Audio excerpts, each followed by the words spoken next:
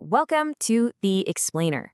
Okay, let's just get right into it, because what is happening with artificial intelligence right now, it's not really about lines of code anymore. It's about power grids, it's about geopolitics, and it's a massive power play that is reshaping our world as we speak.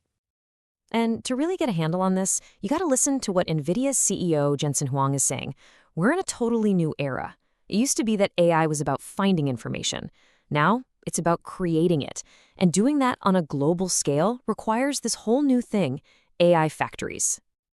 So, what does it actually take to build this new world? Look, this is not just another tech boom.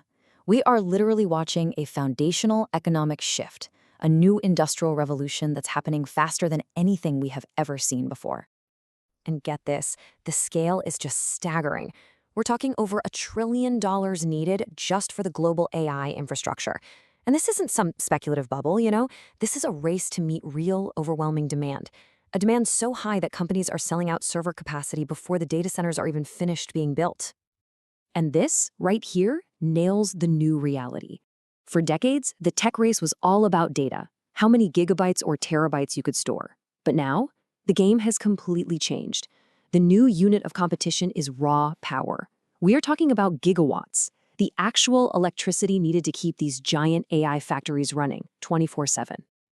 And this isn't just hype. When you have people like Microsoft CEO Satya Nadella making direct comparisons to the Industrial Revolution, the stakes are just astronomically high. We are building the very foundation for the next 100 years. But here's where it gets really interesting. This whole revolution is about way more than just tech. At its very core, it's a battle between two completely different ideas for the future of humanity. And it's being fought by the very titans building it. So on one side, you've got this vision of total abundance. You have Elon Musk predicting a future where AI and robots create so much wealth, the poverty could just disappear. A world where work becomes optional, something you do because you want to, for fulfillment, not because you have to. But then, on the other side, you've got the vision of augmentation. People like Satya Nadella see AI not as a replacement for us, but as the ultimate tool. A cognitive amplifier that's going to boost our own intelligence and make us way more productive and capable than ever before. So this is the crucial point, right? This deep philosophical split with massive implications for all of us. Are we building a future where we're basically freed from labor, or are we building one where we're empowered to be better at it than ever? These two competing ideas are driving every single strategic decision we're about to talk about. Okay, so with those battle lines drawn, what we're seeing now is a huge strategic game of alliances. It is a chess match to control the platforms that are going to power this new world, and the moves being made are absolutely fascinating. Let's take Microsoft. They're playing a very clever multi-alliance game. They've got their deep partnership with OpenAI, of course, but now they're also partnering with a major competitor, Anthropic. Why? Their goal is to make their cloud platform, Azure, the one place you have to go, by offering their big enterprise customers a choice of all the best models. But Anthropic is playing its own game here. Instead of getting locked into one platform, they're going for what they call a three-cloud strategy. By being the first major AI model available on Microsoft's Azure, Amazon's AWS, and Google Cloud, they're trying to maximize their reach and, crucially, avoid being dependent on any single partner. It's a classic play for independence. Now, let's zoom out for a second, because this game is getting way bigger. The competition is moving beyond just corporations and is now playing out on the world stage. Entire countries are jumping into the race because they see AI capability not just as an economic edge, but as a matter of national security. And this has led to this whole new concept of sovereign AI. Nations are now demanding their own sovereign clouds and their own local AI infrastructure.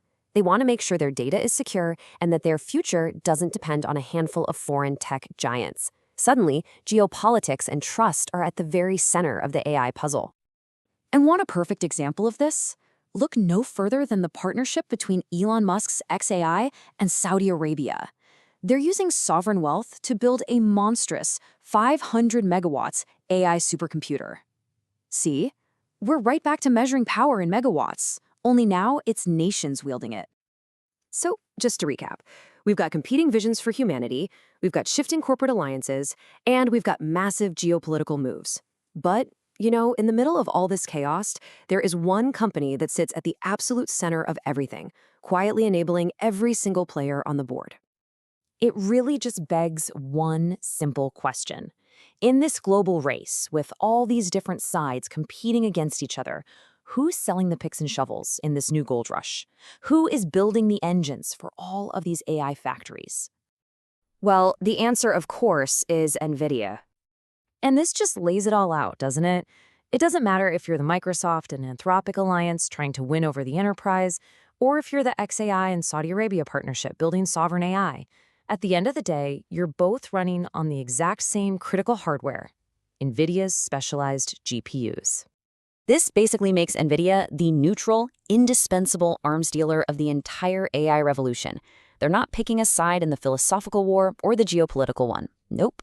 They are simply supplying the foundational tech that every single player absolutely needs to even have a seat at the table. And that leaves us with one final and really critical thought. As these AI factories become the most important pieces of infrastructure on the planet, the world's balance of power is literally being redrawn. Not by armies, not by economies, but by something even more fundamental: control over computation. And that is something to think about.